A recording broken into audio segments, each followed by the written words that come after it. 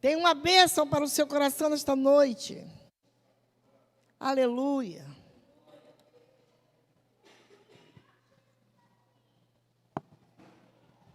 Você que nos visita nesta noite, seja muito bem-vindo. Este lugar não é outro senão a casa do Senhor. Deus tem uma palavra para o seu coração. Aleluia. Mateus 9:9. Podia ver água para mim, pastor Davi?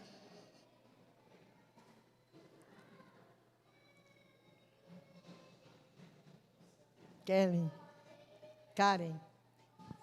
O barulho lá, tá? Para não gritarem muito. Fala lá com o pessoal.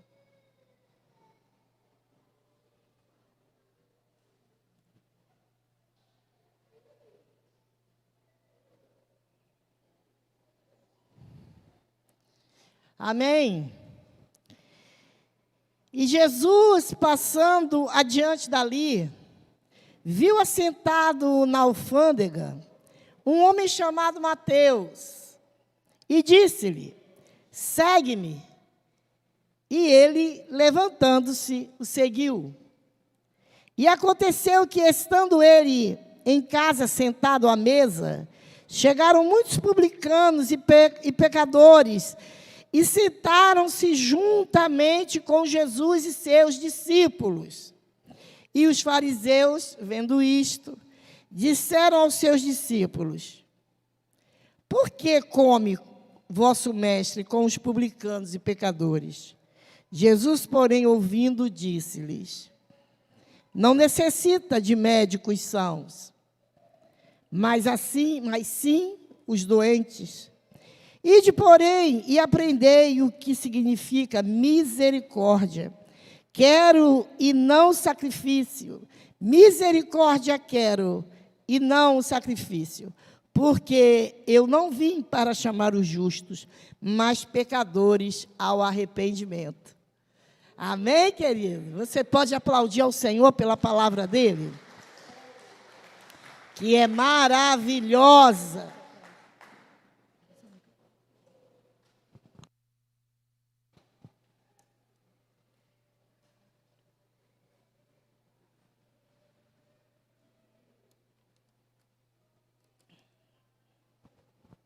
Senhor, eu quero orar, Senhor. Antes de ministrar esta palavra, eu quero te pedir, ó Deus, que tu venha com o teu Santo Espírito. Ó Deus, que as mentes agora estejam cativas, ó Deus, a mente de Cristo. Que tu venhas, ó Deus, tirar toda a preocupação. Que tu venhas, ó Deus, tirar todo, Senhor Jesus, todo impedimento, toda distração. E que o teu povo possa agora ouvir a tua palavra e se alimentar de ti. Porque, ó Deus, não é o pregador, mas é o teu Santo Espírito quem prega aos corações, quem fala aos corações, quem ministra aos corações. Então, nós estamos te pedindo nesta noite, ministra aos nossos corações. Nós oramos em nome de Jesus. Nós queremos falar esta noite que Jesus, ele é suficiente. Jesus, ele é o nosso Salvador. Jesus é o nosso provedor. É Ele que provê todas as coisas da nossa vida. É Ele quem cuida dos nossos sonhos, cuida da nossa casa, da nossa saúde, cuida de nós de uma maneira tão ímpar, querido, que se Deus, a partir de agora, não nos desse mais nada, só a bênção que Ele depositou sobre as nossas vidas já era suficiente.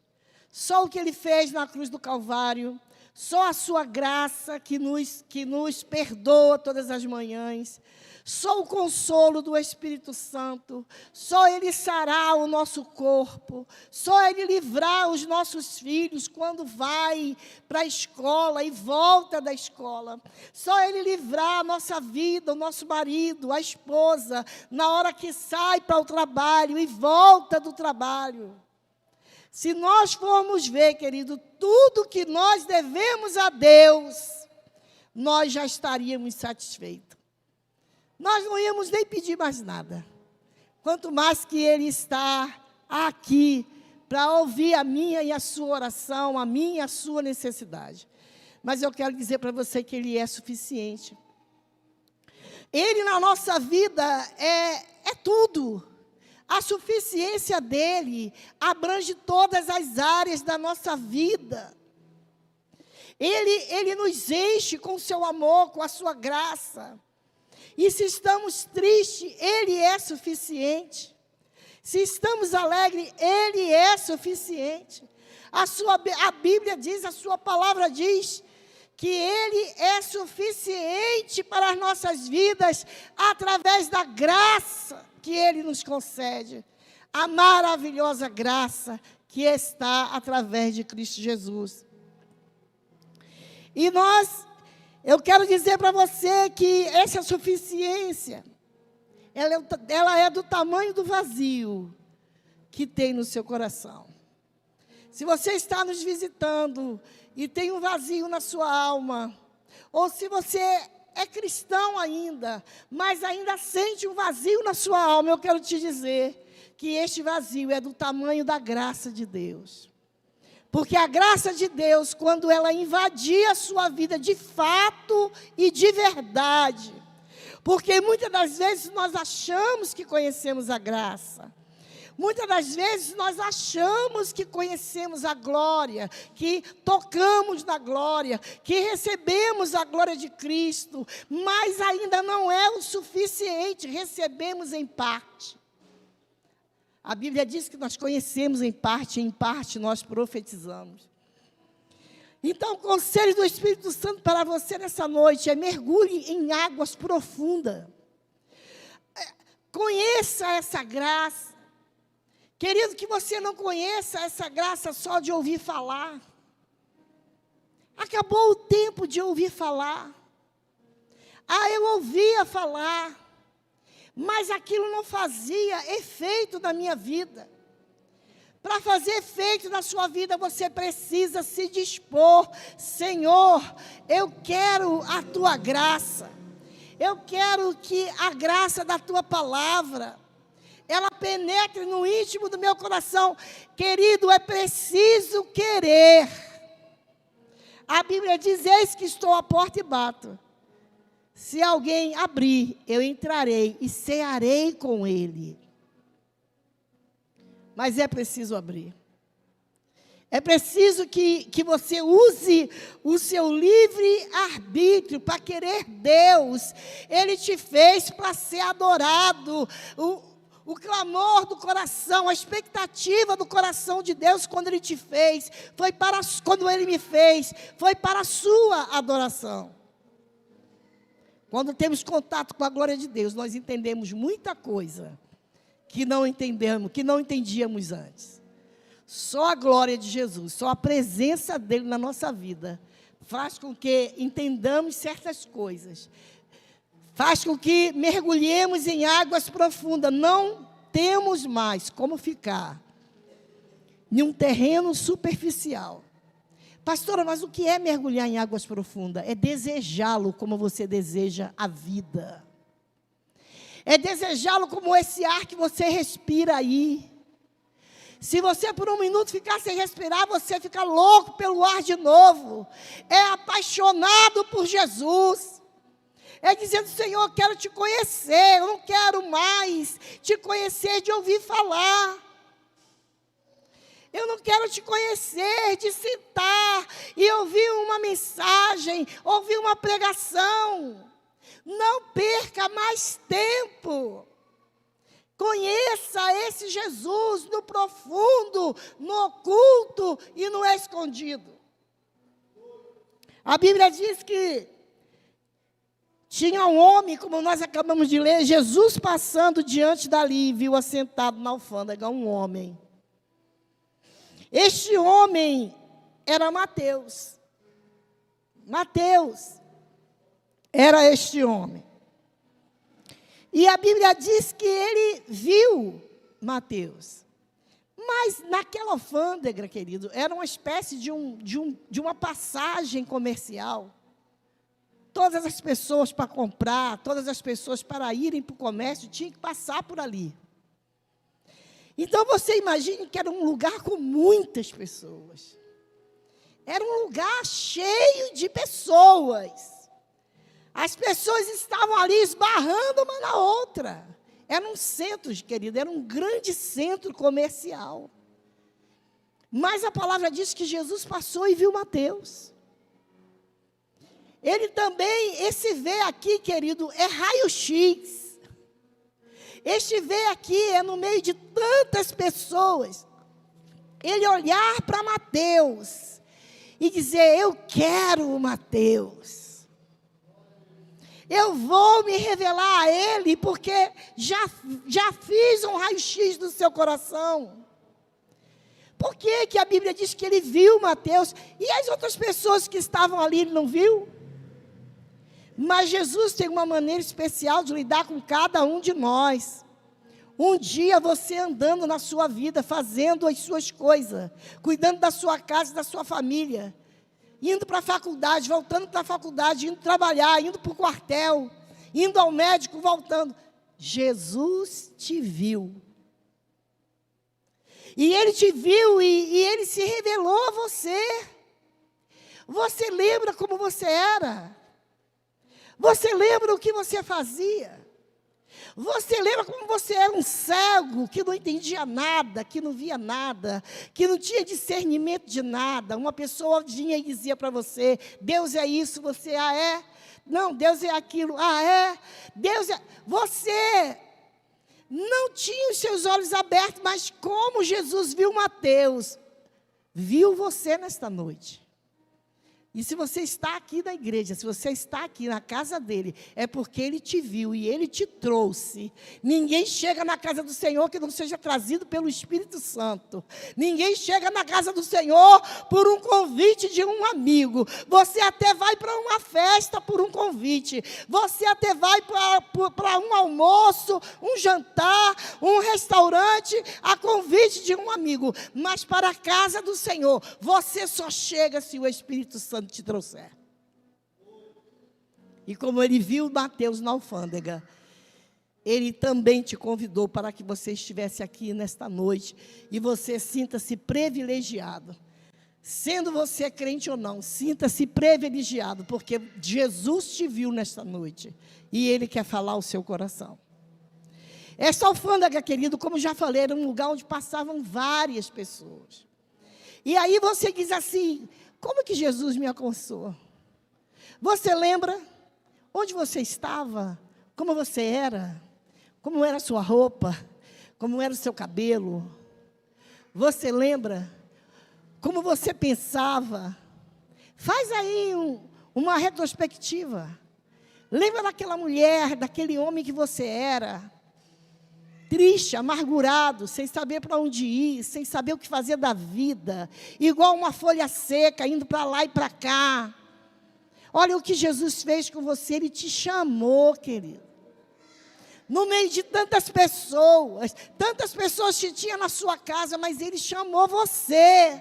Tantas pessoas tinha na faculdade, mas ele chamou você. Quantas pessoas tinham naquela rua, naquela vizinhança, a vizinha que você conhece há mais de 10 anos, ele chamou você. E fez assim, um open na sua mente. A partir daquele momento você teve um novo nascimento. Você não foi mais a mesma pessoa. Você agora tem um consolador, você agora tem um amigo, você agora sabe para onde vai.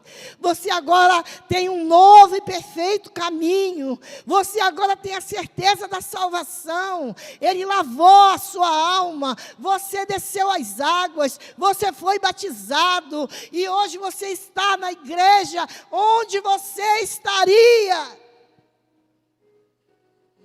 Pastor Jean pregou aqui dizendo: eu tenho certeza que eu era para estar morto. Aí depois em casa disse assim: ele esqueceu de dizer, eu era para estar morto. Ele esqueceu de dizer, eu era para estar no inferno. Porque morrer todos nós vamos. O pior é estar no inferno. já era para estar no inferno, se tivesse morrido da forma como estava. Se eu morresse da forma como eu estava, se você morresse da forma que você estava, você estaria eternamente no inferno. Olha o que Jesus fez com você. Olha o que Jesus fez com a sua casa, com a sua mente. Uma mente doente que não sabia discernir o vermelho do amarelo. Não sabia o que era a palavra de Deus, não sabia o que era salvação, não sabia o que era paz, não sabia o que era ter uma vida com Deus, não sabia. Vivia como uma folha seca, como eu falei, para lá e para cá. E Mateus, ele era cobrador de impostos. Cobrador de impostos, querido, naquele tempo eles eram odiados. Porque eles eram ladrões. Eles cobravam ali na alfândega, eles cobravam o imposto sobre as mercadorias para as pessoas, mas eles não cobravam só o imposto, não. Eles tinham que levar um valor para o Império Romano.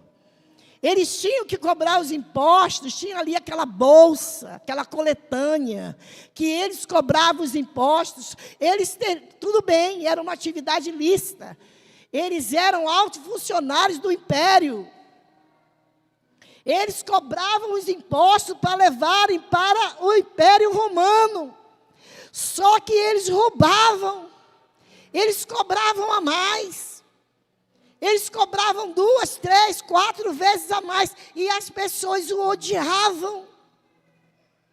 Por quê? Porque elas eram extorquidas, saqueadas por causa daqueles homens corruptos, que cobravam a mais para colocar no bolso. E quando eles levavam o imposto para o Império Romano, que já era alto, eles já tinham colocado o suborno, eles já tinham colocado aquilo que eles tinham cobrado a mais no bolso. Então, eles eram odiados. Exploração com as pessoas. Mas Jesus olhou para Mateus, gente, e resolveu se revelar a ele. Porque ele, quando olha para você, ele não olha para o seu pecado, não.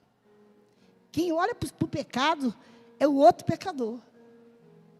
O outro pecador é ladrão, vê um adúltero, ali o adúltero. Ali o fornicador. Nem diz o nome da pessoa. Nem diz ali o João fornicador, não. Lá vai o ladrão. Lá vai o mentiroso. Lá vai o fornicador. O pecador vê. Lembra da mulher pega em adultério? Quem estava levando aquela mulher para fora da cidade para apedrejar? Os pecadores, os fariseus. Era quem estava levando, porque quem aponta somos nós. Jesus não aponta. Ele olha para você e ele vê uma pessoa. Ele olha para você e vê um filho. Ele olha para nós e vê alguém que ele pode alcançar. Ele olhou no meio de tantas pessoas, ele olhou para Mateus e ele viu o coração de Mateus. Ele disse: com esse daí eu posso trabalhar. Eu vou me revelar a ele. Como muitas das vezes o Senhor olha para o coração de policiais, para pessoas que estão no crime, para pessoas que são escórias da sociedade. Mas Jesus olha e diz assim: eu vou fazer uma obra ali. Está vendo ali aquele montouro de lixo? Eu vou fazer uma obra ali. Um amigo comentando que quando ele era jovem, hoje ele é pastor, ele jogava lixo dentro da igreja. Ele pegava o lixo da casa dele, ele tinha tanta raiva da igreja, que ele pegava o lixo da casa dele, lixo de cozinha, lixo de cachorro, e ele simplesmente jogava, sem amarrar, sem nada. Quando os irmãos acabavam de limpar, ele jogava aquele lixo dentro da igreja. E ele disse que um certo dia, a igreja recebeu o lixo que era ele. Maior do que aquele lixo que eu jogava era eu. Foi a forma como eu fiquei. Foi a lástima que eu me transformei. E a igreja acolheu aquele lixo humano, que era eu. Só que o lixo que eu jogava, eles limpavam e jogavam fora. Mas o lixo que era eu, eles limparam. O Espírito Santo limpou. E eles abraçaram. Abraçaram ainda sujo. Abraçaram ainda pecador. Mas o Espírito Santo fez um processo, uma obra em mim. Hoje eu sou pastor naquela igreja. Não foi um testemunho que eu ouvi, não, alguém me contar, não. Eu vi a própria pessoa falando. Hoje eu sou pastor naquela igreja em que eu joguei lixo todo final de semana. Até o dia de eu me envolver com um monte de coisa ruim, me transformar num lixo. Aliás, eu já era um lixo, desde quando eu jogava lixo. Desde quando eu jogava o lixo, eu já era um lixo. Mas a igreja me acolheu e Jesus mudou a minha vida. Jesus olhou para ele. Olhou para o coração do homem, que muitas das vezes, talvez os irmãos dissessem, miserável, joga lixo dentro da igreja. Eu sei porque eu falaria isso. O infeliz desse, olha o que ele está fazendo. Mas Jesus não vê como a gente vê. Jesus não olha como a gente olha. Querido, Jesus, ele tem um outro olhar. Eu tenho aprendido a suportar pessoas que antes eu não suportava. Eu tenho aprendido a suportar pessoas que pecam, mas que o Espírito Santo tem tocado no meu coração, que falam mal das pessoas, que falam mal de mim, que falam mal da igreja. Mas o Espírito Santo tem tocado no meu coração para amar estas pessoas. Porque se a gente só ama quem nos faz bem, o amor é mentiroso, quem não ama quem faz bem. Deus precisou de trabalhar isso no meu coração, porque eu sentia raiva, e sentia muita raiva. Já falei uma vez de Jesus não quis, dentro da família mesmo, parentes. Falei uma vez de Jesus, 2 vezes que Jesus quis continuar fazendo mal, quis continuar prostituindo, então problema, vai para lá, não quero saber. Já falei uma vez, já falei 2. Estava conversando hoje dentro da minha casa acerca disso. Mas aí vem o Espírito e te constrange. Vem o Espírito e diz, não é. Você precisa amar os limpinhos, os bonzinhos, os que dizem sim, eu quero o Senhor, eu quero a palavra, é fácil. Difícil é amar quem joga lixo dentro da igreja. Difícil é amar o vizinho que joga lixo. E orar por ele. E dizer, Senhor, eu quero essa alma. Deus tem me ensinado isso. A lutar por almas de pessoas que eu nem gostava. Queria mal, não. Mas não sentia nada. É um conhecido, acabou. Um desejo mal, mas também, como dizem aí, não fede nem cheira. Mas hoje não, querido. Deus tem feito uma obra no meu coração de amor. Deus tem derramado uma unção de amor no meu coração. Para ir visitar pessoas que um dia eu disse, olha, eu desisti de você. Para ir na casa de pessoas que, parentes ou não, que um dia eu disse, eu já fiz tudo que eu tinha de fazer. Não fizemos tudo. Porque se nós só fazemos tudo quando a pessoa morre. Mas um dia alguém orou. Se você está aqui é porque alguém orou. Se você está aqui é porque alguém pagou um preço. E por que eu vou só jejuar, orar, clamar por aqueles que eu acho que tem jeito? Então eu estou limitando o poder da cruz. Não limite o poder da cruz. Não limite o poder da cruz. Não limite. Se tem alguém difícil, alguém que você não suporta, não sei se de perto ou de longe, mas se Deus permitiu que você conhecesse aquela pessoa, você tem a obrigação em Deus, mas acontece que por obrigação não dá. É Deus que derrama esse amor. É Deus que derrama esse amor. E pessoas que você não queria perto de você, você começa a clamar por elas. Você começa a jejuar por elas. Porque foi assim que Jesus fez. Jesus simplesmente podia ter fulminado. Eu não estou aqui, querido, pregando um amor barato, não. Um amor emocional, não. Porque você pensa numa pessoa... Pensa numa pessoa que nunca quis mal a ninguém, mas me fartava pouco das pessoas. Tentei uma vez, tentei duas, tentei três, acabou. Eu não vou ficar dando murro em ponto de faca. E não é para dar mesmo. Mas antes de você abandonar aquela pessoa, ore. Para ver. Às vezes é um pai que te fez mal. É uma madrasta que te fez mal. É uma prima que te fez mal. Ora, Senhor, é isso mesmo, eu vou abandonar essa pessoa. Abandonar que eu estou falando, que Ele dá o maior abandono que pode ter na terra. É o abandono espiritual. É o abandono espiritual. Muitas das vezes aquela pessoa que te afrontou e que você não quer mais saber dela, é você que Deus vai usar para ganhar aquela alma. Foi difícil para eu entender isso. Foi difícil. Mas eu quero te dizer que o amor de Jesus não é uma obrigação, porque eu também já tentei fazer por obrigação. Vou suportar por obrigação, porque fica feio para mim ser crente, ser pastor e não suportar aquela pessoa.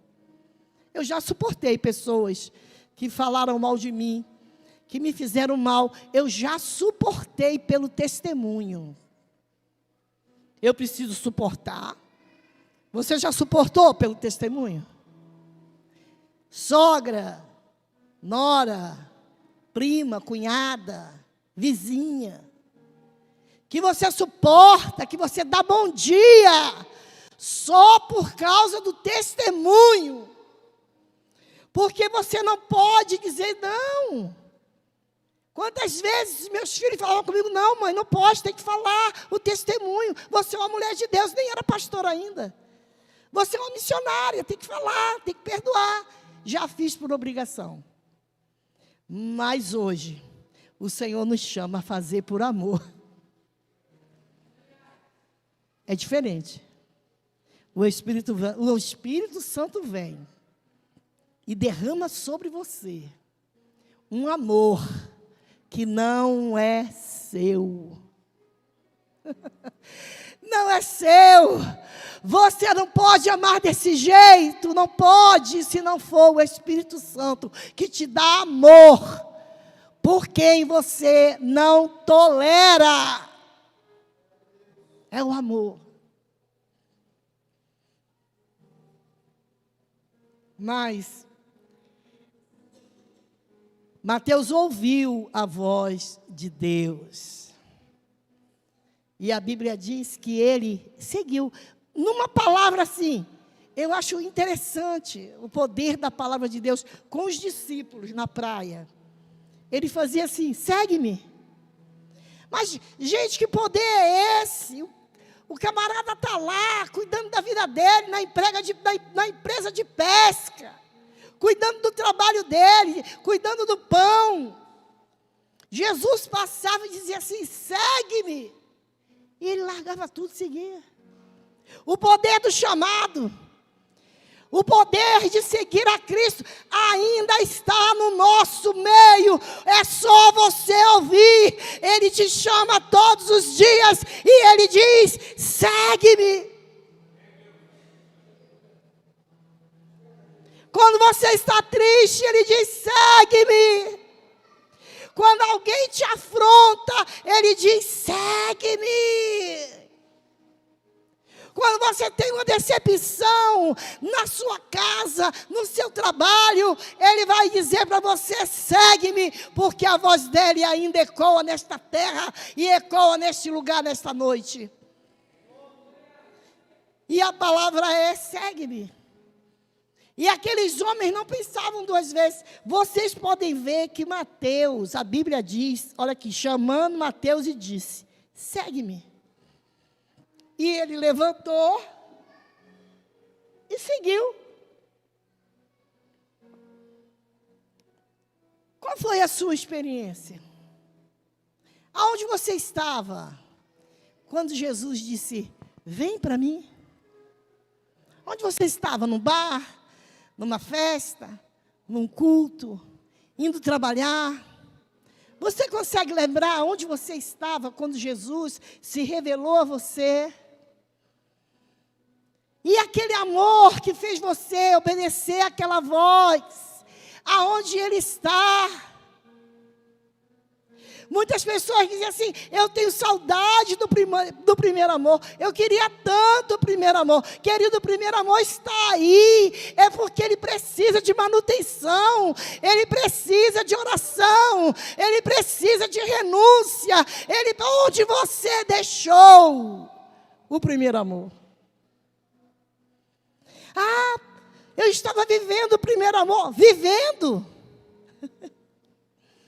Você estava vivendo um dia? Você viveu o primeiro amor? Não. A pergunta não é esta.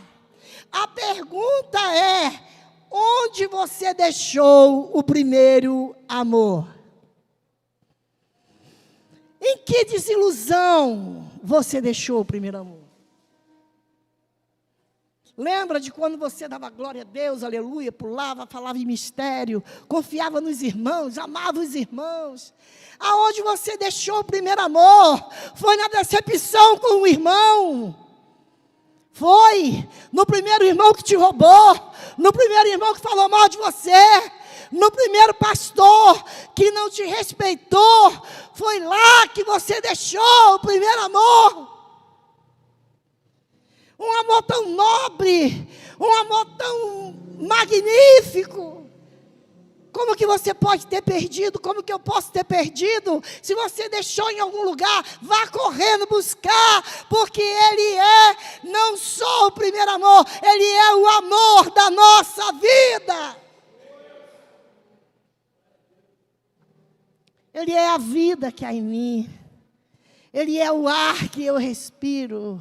Porque se não é para viver esse evangelho, se não é para viver esta palavra de forma total, genuína e profunda, é melhor rasgar a Bíblia e ir embora.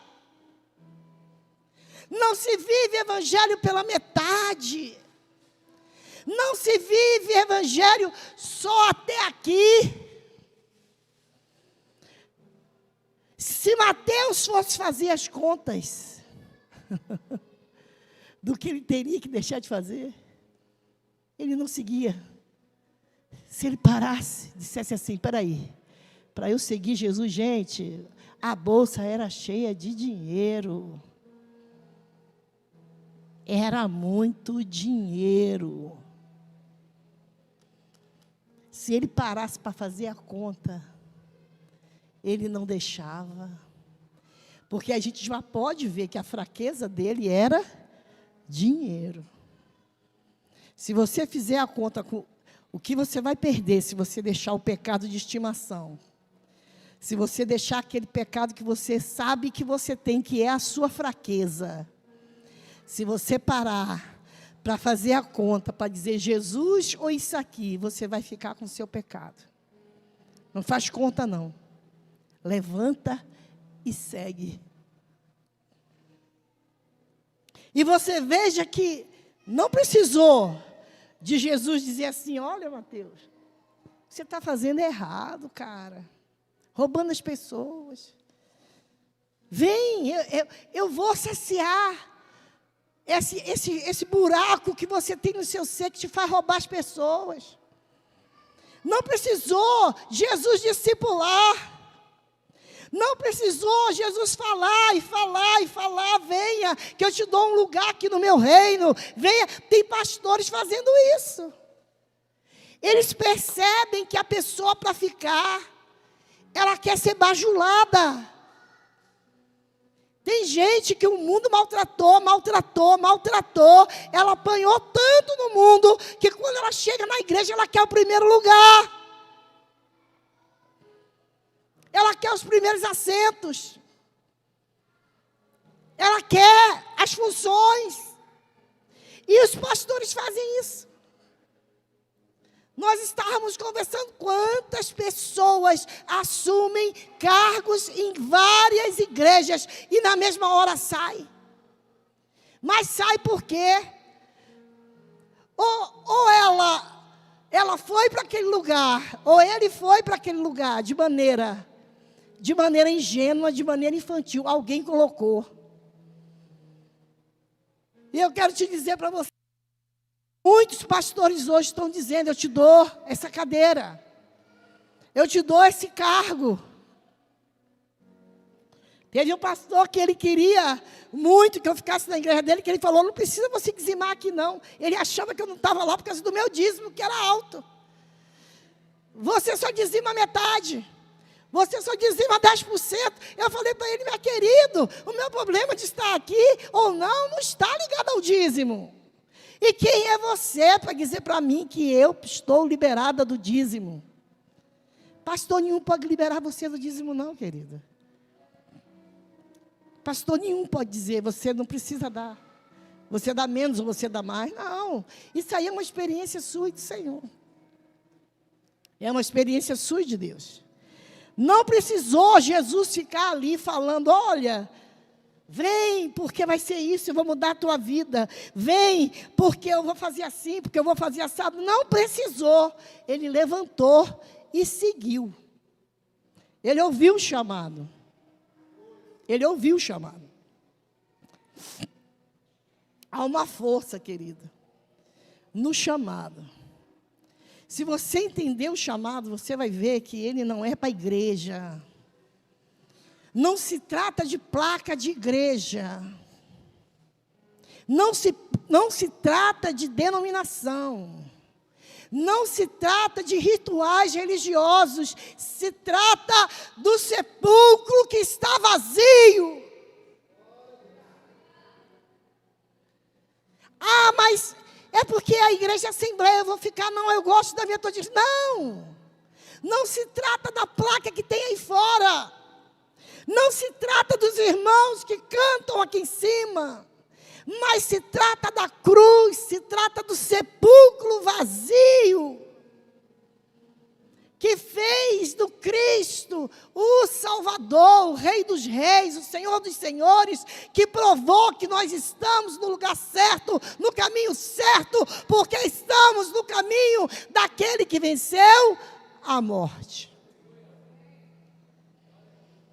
E não adianta você entender por que Jesus, muitas das vezes nós queremos questionar quem Jesus chamou, né?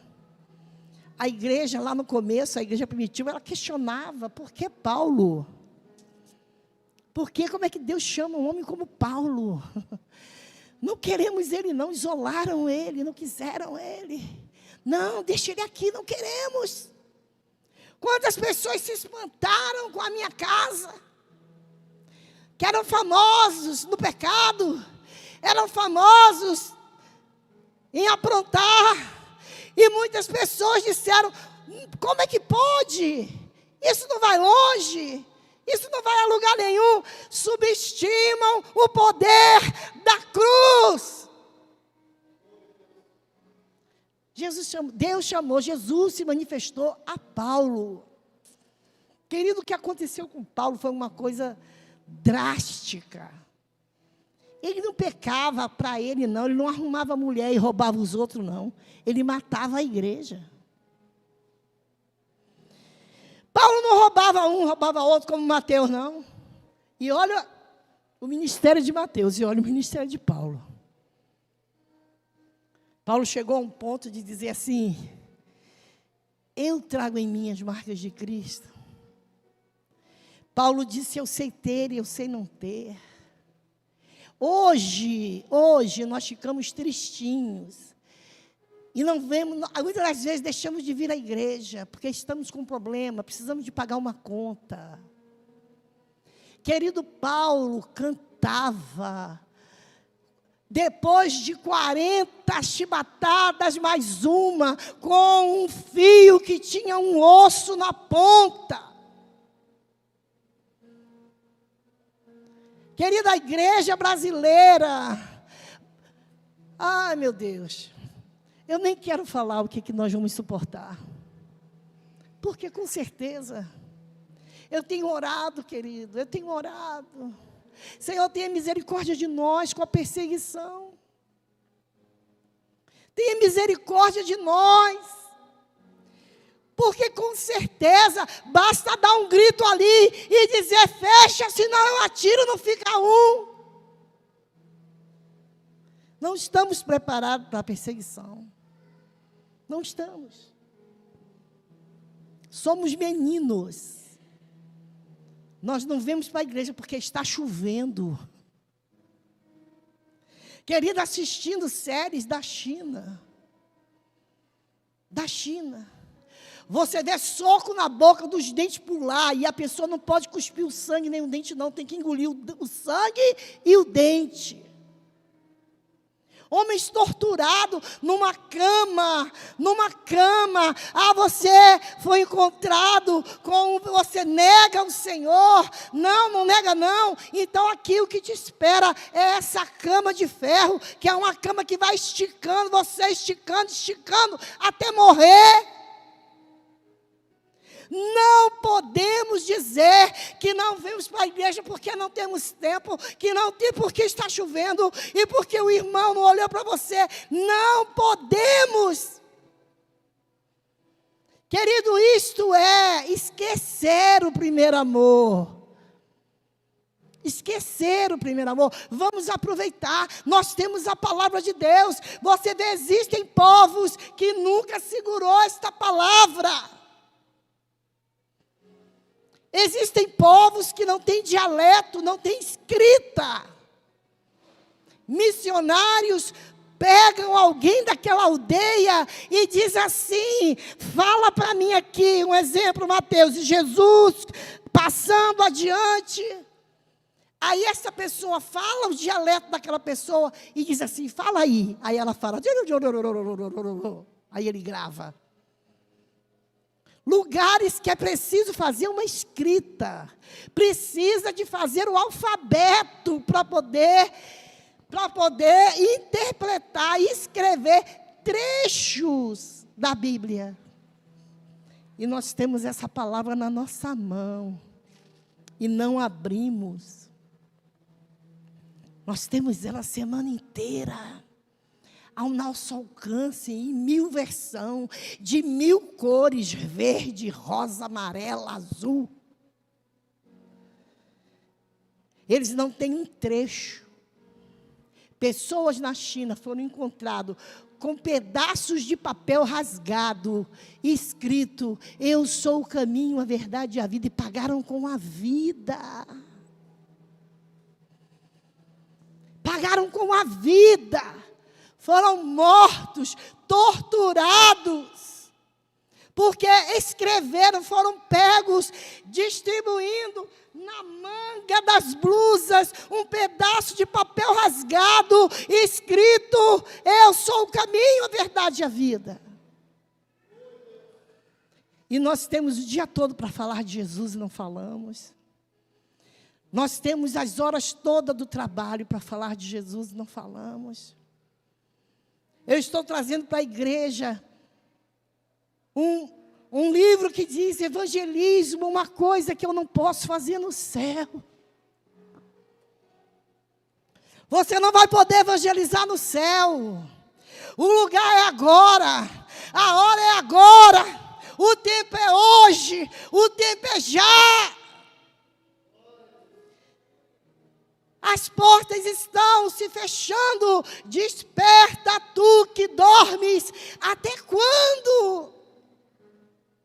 Até quando você vai pelejar em dois pensamentos. Até quando? O que Jesus vai precisar de fazer?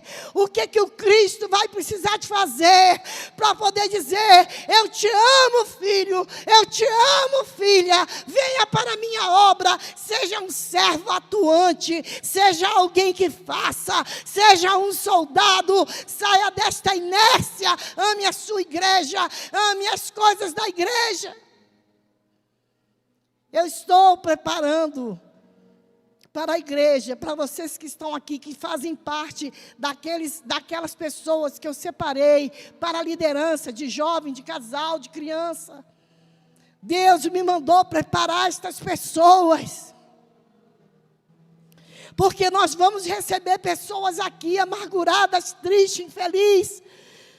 Nós vamos receber pessoas aqui, e vocês, meus irmãos, que estão na frente de casais, que estão na frente dos jovens, vocês vão precisar de se preparar, vocês vão precisar de ler a Bíblia, porque vocês é quem vão ajudar o ministério a receber essas pessoas.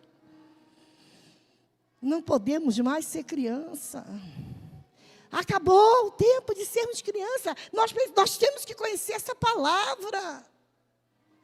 Nós temos que saber o que está escrito aqui. Nós temos que saber. Nós não podemos mais estar nessa apatia. Vamos clamar, vamos marcar um dia no monte para clamar pela igreja, porque é preciso um avivamento aqui na Monte Sinai, e em todas as igrejas da face da terra, é preciso um avivamento, é preciso um despertamento, é preciso dizer: eis-se um grito e vem um noivo. Maranata, ora vem Senhor Jesus. Um dia estaremos diante de Deus, e o que fizemos,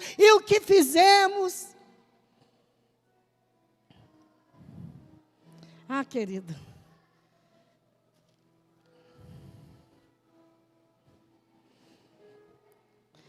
volto a falar, não é uma placa, nem uma religião. É o segue-me. Eu já estou terminando. Se você sair daqui esta noite, vocês que são da liderança, prontos, Deus tem me dado coisas maravilhosas para falar com vocês. Nós vamos preparar durante 4 sábados, durante 4 domingos. Nós vamos preparar a liderança.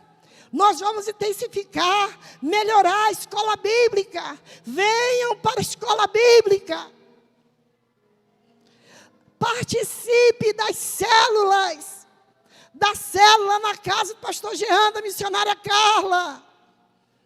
Eu vou estar lá também. Vamos nos unir para podermos suportar o que vai acontecer. Para podermos suportar o que está por vir na face da terra. Acabou, querida. Acabou esse evangelho que diz, porque eu não sei porquê, essa mentalidade de que nós temos que ser ricos. Eu não entendo, porque você vê aqui, no chamado de Mateus, a primeira coisa que ele teve que fazer foi abrir mão do roubo. E eu não sei por que as igrejas prometem riqueza. Eu não sei por quê, só se for para eles, né, Marcelo? Para eles. Para os líderes que estão na frente. Para eles, sim. Por quê? Eu não sei por quê, prometem tanto carro, tanta casa, tanta riqueza. Você vê aqui que a primeira coisa que os discípulos fizeram foi deixar a pesca. Deixaram a empresa. Eu tive que deixar a minha. Foi o maior trabalho. Não estou dizendo para ninguém deixar nada, não. Nós vamos continuar trabalhando, e trabalhando muito, dando conta da nossa casa, trazendo pão para a nossa casa, mas a nossa prioridade não pode estar no dinheiro. Não pode. Aí daí eu volto a falar do dízimo. Tem pessoas que eu não sei o que aprendeu, aonde aprendeu. que acham que não precisam dizimar. Mas como vamos atender os órfãos e as viúvas? Perguntem aqui no meio de vocês. Eles atendem a fome de alguém? Pergunta. Você que é dizimista, ou que não é, pergunta assim. Eles já fizeram alguma coisa por vocês? Já te deram 1 quilo de alguma coisa? Já te deram uma ajuda? Quando você, a viúva que tem aqui na igreja, pergunta para ela, você é desamparada aqui dentro? Eu duvido que ela vai te dizer que é. Eu duvido que ela vai dizer para você, eu não sou amparada nesta igreja. Como, gente? Como vamos atender o órfão e a viúva? Como vamos fazer ação social? Queridos, o seu dízimo é para isso, a sua oferta é para isso.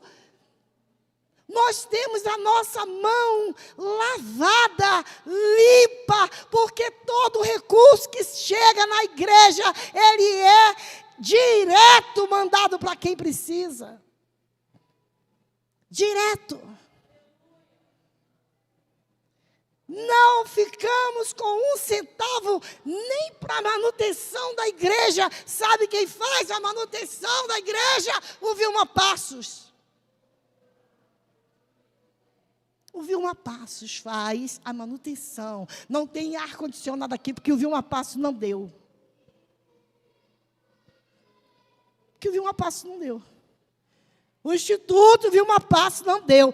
Os ventiladores ainda são esses, porque o Instituto Vilma Passos não deu. Porque eu quero dizer para você que tudo que entra aqui, o recurso que tem aqui na igreja, é para o órfão, a viúva, o necessitado. Como que eu posso dizer, dízimo não é mais para esse tempo? Alguém ensinou, dízimo não é? Não sei, não entendo. Querido, se você não conhece a misericórdia de Deus, você não conhece a Deus. Vou fazer obra social por minha conta, é pecado. Ninguém está autorizado a administrar dízimo. Tem uma pessoa aqui na igreja da minha casa que queria fazer isso. Eu sempre fiz, eu estou doando para um, doando para outro. Não! Isso era antes de ter um ministério. Agora tem um ministério que tem que dizimar aqui. O ministério que vai resolver para quem ele vai dar.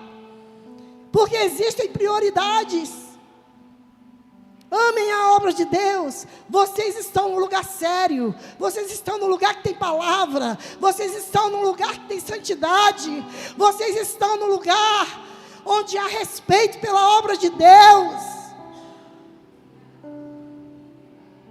Hoje tem uma pastora presidente que podia estar descansando, mas eu quero dizer para vocês que toda quinta-feira de 9 às 4 eu estarei na igreja para assistir vocês e a sua casa. Quer falar comigo? Quinta-feira de 9 às 10, falei com a Aline quando cheguei aqui. Quer conversar? A irmãzinha conversou comigo ali acerca de uma situação dela. Desculpa, pastora, porque eu estou atrapalhando o seu culto. Não, eu não sou pastora para festividade. Eu não sou pastora para congressos. Eu não sou pastora para reunião de café com mulheres nem com homens. Eu sou pastora para a obra de Deus. Eu sou pastora para a ovelha. Eu sou pastora para a família. O meu tempo, ele é seu. Venha. Agora nós temos a Isamara. Cadê Isamara? Isamara agora estará me ajudando na secretaria da igreja.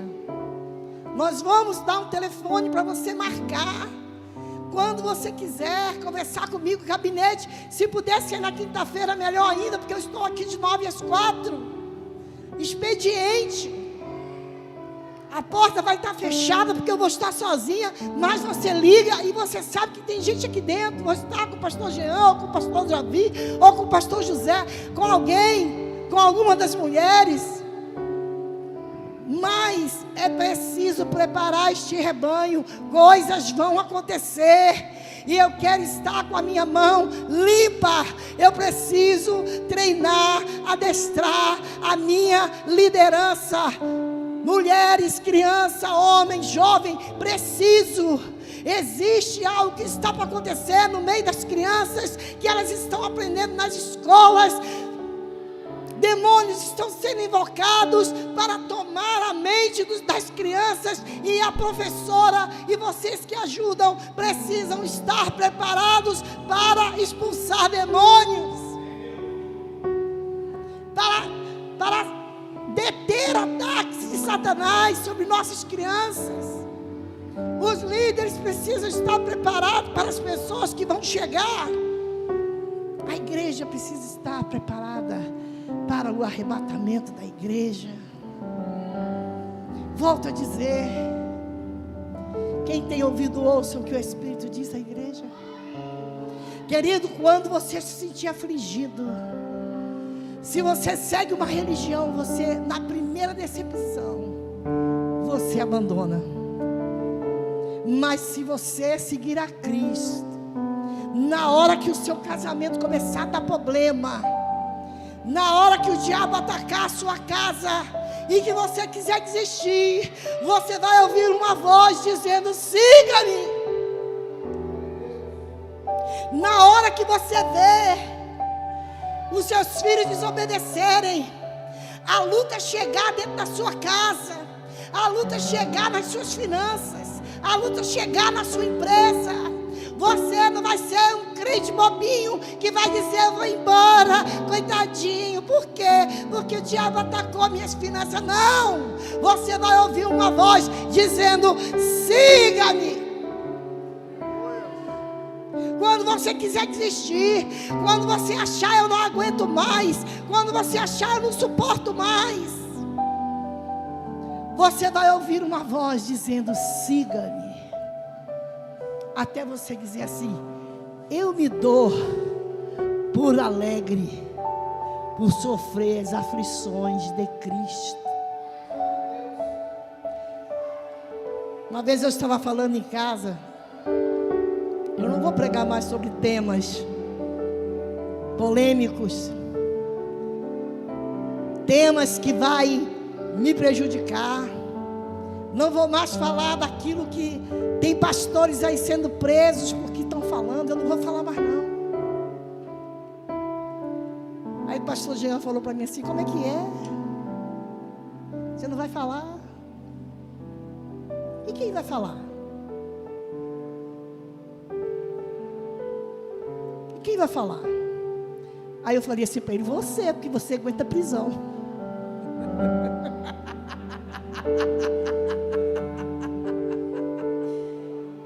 Ele falou assim para mim: ué, pastora, cheia do Espírito Santo, cheia de Deus, ora, o céu abre, não vai falar mais não? Eu disse: não, porque é sabedoria, né? Eu tenho que ser sábia. Falei com Julinha lá em casa, não foi, Julinha? O pastor José: eu tenho que ser sábia. Aí no instante eu quero ser sábia, né? Não vou falar de temas polêmicos não, mas eu posso até evitar agora, mas vai chegar uma hora que eu vou ter que me posicionar. Eu até posso deixar de gravar, eu até posso dizer: não quero temas polêmicos aqui, não quero, mas vai chegar uma hora que eu vou ter que me posicionar, eu vou ter que dizer: a Bíblia diz, e eu não quero, eu não aceito. Estamos preparados? Em defesa da fé? Estamos preparados com a Bíblia Porque hoje, dizer Jesus te ama, não serve mais. Ninguém quer ouvir Jesus te ama. E a pergunta que eu te faço nesta noite é: se um grande amigo seu for para a faculdade, liderada por Marx, impregnada das filosofias de Marx, impregnadas de comunismo,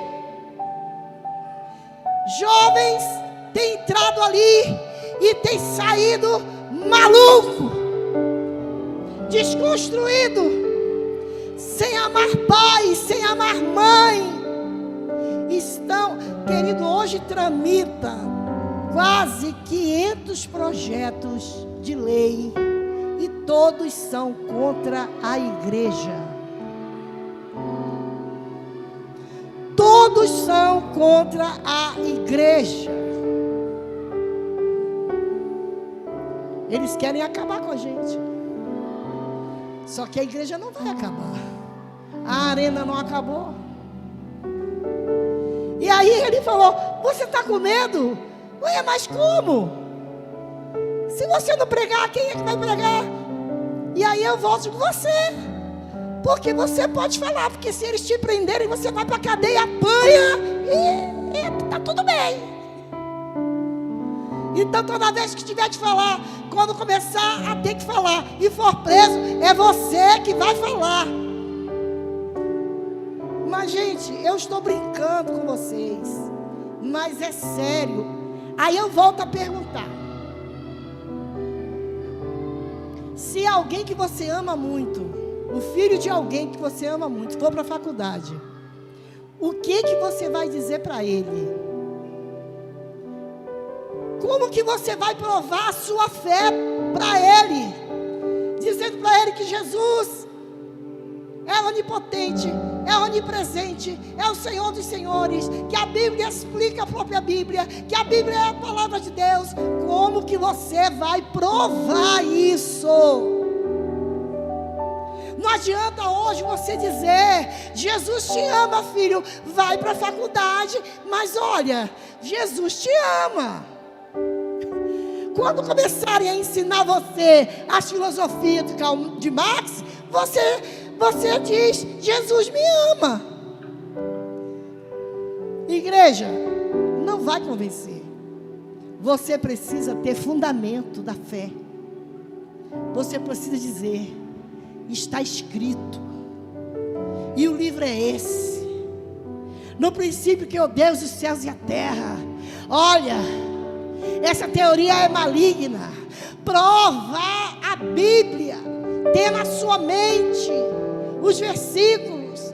Tenha na sua mente a prova da inerrância da Bíblia. Porque eles estão querendo dizer que a Bíblia está errada. Eles estão querendo dizer que esta palavra, ela não é a palavra de Deus. Ela contém a palavra de Deus. E isso é uma coisa deste tamanho, mas muda tudo. Muda tudo. Se ela não é a palavra de Deus, ela contém a palavra de Deus, eu estou afirmando que muita coisa pode não ser de Deus. Se ela não é a palavra, ela só contém. Então, querido, é tempo de provar a nossa fé. É tempo de ser igreja. É tempo de ser soldado. É tempo de manusear a espada. É tempo de ser cheio do Espírito Santo. É tempo de ser cheio do Espírito. É tempo do siga-me. Siga-me diante das filosofias. Siga-me diante dos ataques. Siga-me diante do inferno. Ah, querido, que a glória do Senhor possa tocar no seu coração.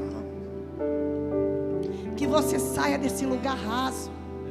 Que você entre no lugar profundo. Que você entre no lugar de busca. Que você entre no lugar de renúncia. Que você seja alguém em defesa da fé. Que você tenha uma opinião formada. Quando alguém te perguntar, você vai manusear bem a palavra. É escola dominical, é escola de líderes, é culto todos os dias que tem culto. Quarta-feira tem estado vazia, igreja. Eu estou convocando vocês para quarta-feira. Eu estou convocando vocês para a escola dominical, para a escola de líderes. Não temos mais tempo para ficarmos na demência.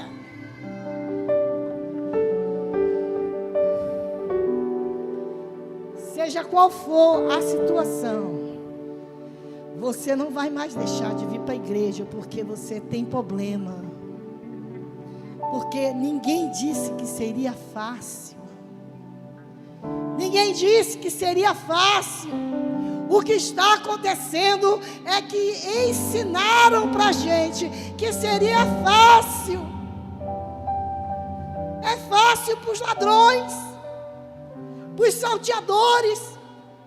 É fácil para aqueles que não são pastores.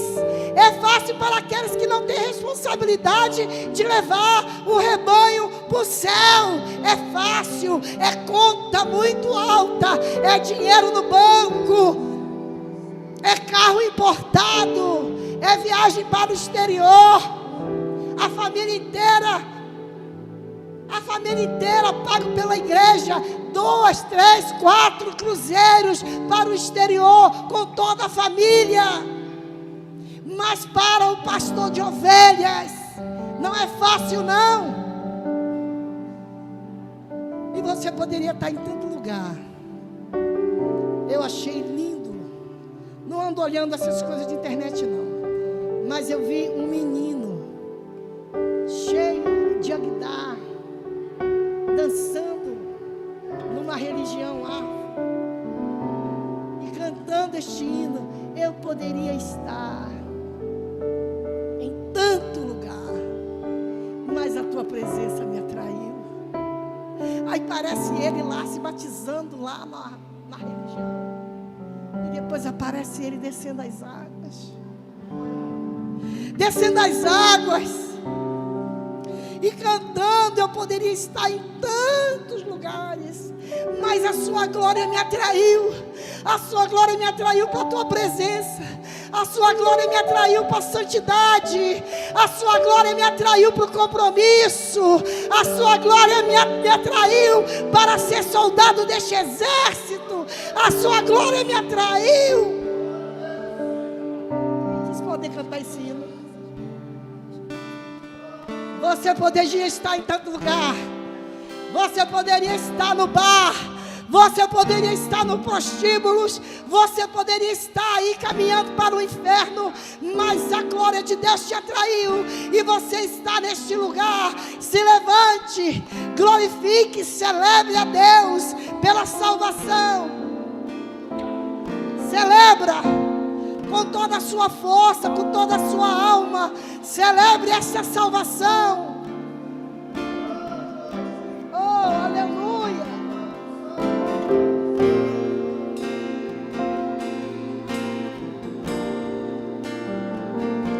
Poderia estar, oh, aleluia, em qualquer outro lugar, mas tua glória me atraiu, tua presença me atraiu. lembre de onde você foi tirado. Lembra de onde Deus te tirou. Mas tua glória me atraiu, tua presença me atraiu. É que a sarça pegou fogo e não se consumiu, e a voz que saiu dela um dia me atraiu. E o meu coração queimou até que descobriu que um dia com tua glória vale mais que mil. É que a sarça pegou fogo e não se consumiu, e a voz que saiu dela um dia me atraiu. E o meu coração queimou até que descobriu que um dia com tua glória, um dia com quanta glória vale mais que mil.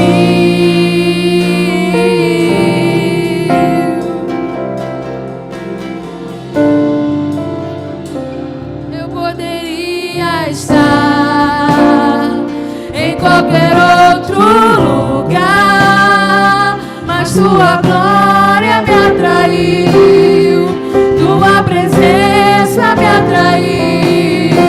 Tentei me esconder, com medo de não viver, mas tua glória me atraiu, tua presença me atraiu.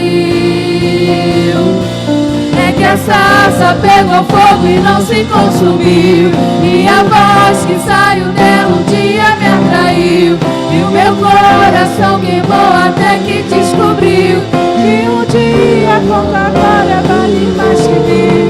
É que a sarça pegou fogo e não se consumiu, e a voz que saiu dela um dia me atraiu, e o meu coração queimou até que descobriu que um dia quanta glória, um dia quanta glória vale mais que mil. Eu poderia estar na porta dos bares buscando meus filhos. Eu poderia estar no cemitério chorando a morte de um deles. Você poderia estar chorando um câncer que levou alguém da tua casa. Você poderia estar chorando o fim do seu casamento. Mas a glória de Deus te tirou daquele lugar. Lembra?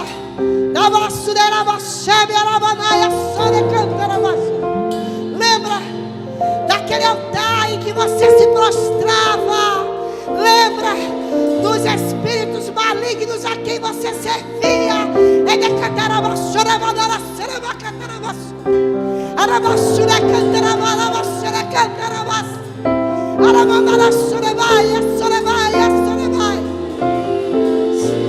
Lembra da onde Ele te tirou? Adore a Ele, agradece a Ele, porque Ele te tirou de um chiqueiro de demônios.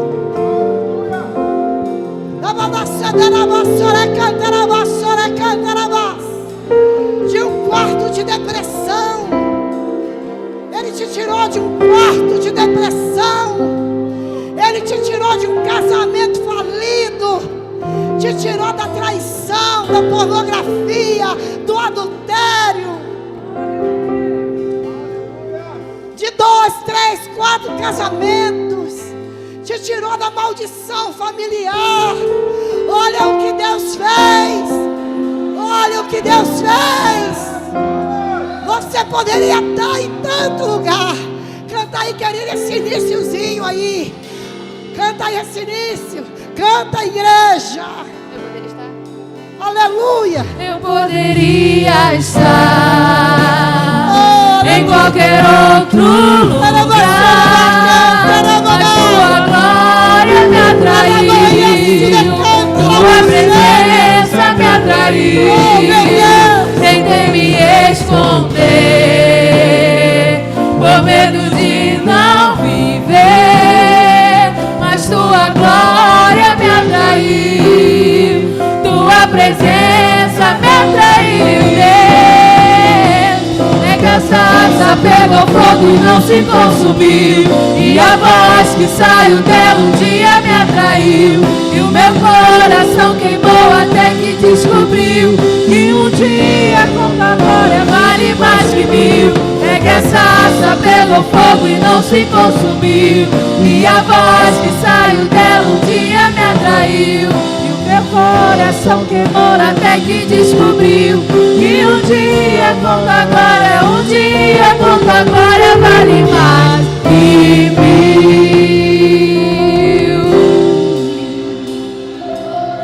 Glória, aplauda o Senhor. Aplauda lá em cima.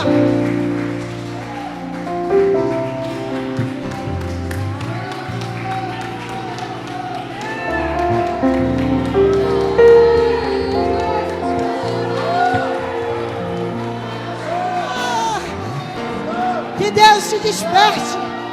Que Deus te desperte. Para que você saiba qual valor você tem. Para que você saiba o que Ele fez por você. Glória a Deus. Glória a Deus. Atraídos pela tua presença. Estamos na glória. Não me vejo sem a tua presença. Atraídos pela tua presença. Não me vejo sem a tua presença. Atraídos pela tua presença. Não me cansarei da tua presença. Atraídos pela tua presença. Não me cansarei. É que a sarça pegou fogo e não se consumiu. E a voz que saiu dela um dia me atraiu. E o meu coração queimou até que descobriu que um dia com tua glória vale mais que mil. É que a sarça pegou fogo e não se consumiu. E a voz que saiu dela um dia me atraiu. E o meu coração queimou até que descobriu que um dia com tua glória, um dia com tua glória vale mais que mil. Um dia, debaixo desta glória, vale mais do que 1000 dias no mundo. Um dia, debaixo desta glória, vale mais do que todos os seus pecados.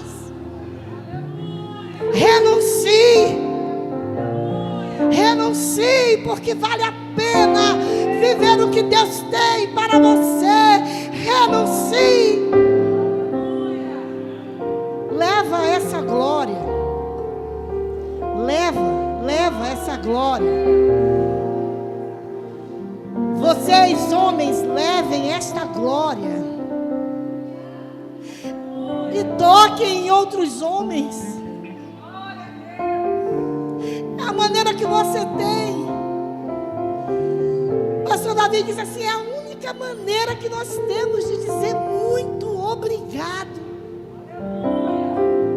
Vocês, homens, leve. Esta glória está em você. E está em você, Marcelo. Está em você, Mário. Está aí. Ah, pastora, mas tanto tempo que eu parei.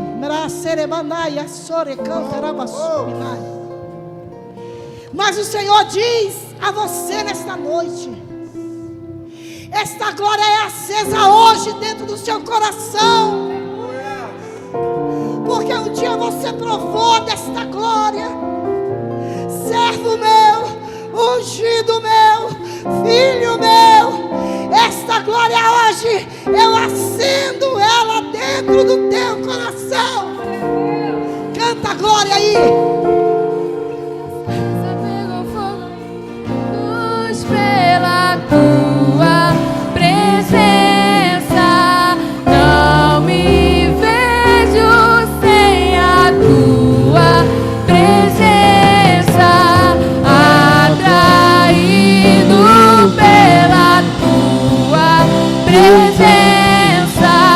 Não me cansarei da tua presença. Mulher, essa glória está aí. Renata, essa glória está aí. Basta você dizer: vem, glória. E ela vem. Ela está dentro de você.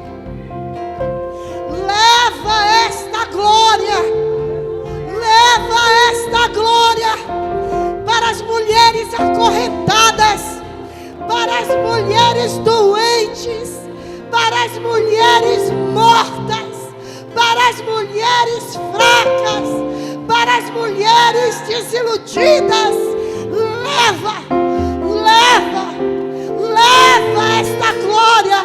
Não retém, não retém, não retém.